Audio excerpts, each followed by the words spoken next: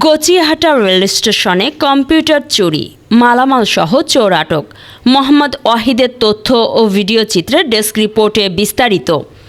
কিশোরগঞ্জের Gochihata railway station মাস্টারের কক্ষে চুরির ঘটনায় কম্পিউটার সহ টিকিট বিক্রির বিভিন্ন সরঞ্জাম চুরি হয়েছে। ঘটনার পর অভিযান চালিয়ে এক চোরকে আটক করেছে রেলওয়ে থানা পুলিশ। মঙ্গলবার 5ই আগস্ট ভোরে কটিয়াদী উপজেলার Gochihata railway station master Mohammad ইমাম হোসেন সংবাদকর্মীকে বলেন, রেল স্টেশনে কার্যালয়ে তালা ভেঙে চুরি হয়।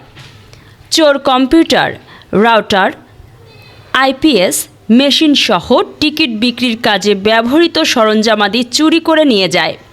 কিশোরগঞ্জ রেলওয়ে থানার ভারপ্রাপ্ত কর্মকর্তা ওসি মোহাম্মদ বাহাউদ্দিন ফারুকি জানান, খবর পাওয়ার পর পুলিশের একটি দল অভিযান চালিয়ে কটিয়াদী উপজেলার সহস্রাম এলাকা থেকে সাইফুল ইসলাম শরীফ নামে এক ব্যক্তিকে আটক করে। তার বসতঘর থেকে চুরি হওয়া মালামালও উদ্ধার করা হয়েছে। শরীফ কটিয়াদী উপজেলার সহস্রাম গ্রামের নুরুল ইসলামের ছেলে। তার বিরুদ্ধে থানায় একাধিক চুরির মামলা রয়েছে বলে জানায় পুলিশ।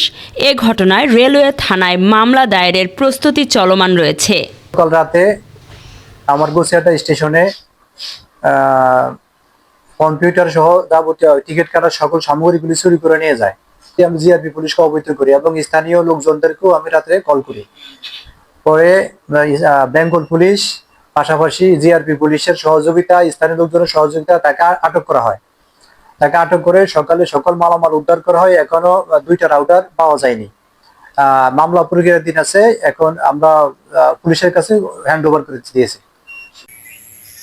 আজকে 5/8/2025 তারিখ ভোররাত্র 4:45টার সময় কিশোরগঞ্জ জেলার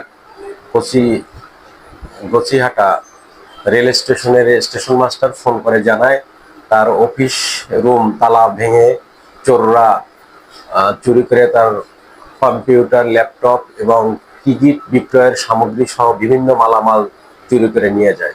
সংবাদটি পাওয়া মাত্র আমরা ঊর্ধ্বতন কর্তৃপক্ষকে জানিয়ে আমি নিজে সঙ্গীয় অফিসার ফোর্স সহ ঘটনাস্থলে যাই এবং এলাকাবাসী সহকে জিজ্ঞাসাবাদ করে ওই এলাকার দুর্দর্শ এবং প্রফেশনাল চোর সাইফুল ইসলামকে, শরীফকে আমরা গ্রেপ্তার করতে সক্ষম হই এবং তাকে জিজ্ঞাসাবাদের এক পর্যায়ে সে স্বীকার করে সে মালামাল চুরি করেছে এবং তার নিজের বসত ঘরের একটি রুম থেকে নিজ হাতে এই কম্পিউটার, ল্যাপটপ এবং টিকিট বিক্রয়ের অন্যান্য আমরা চোরের বিষয়ে আইনগত ব্যবস্থা মামলা রুজুর প্রক্রিয়া দিয়ে যাচ্ছি।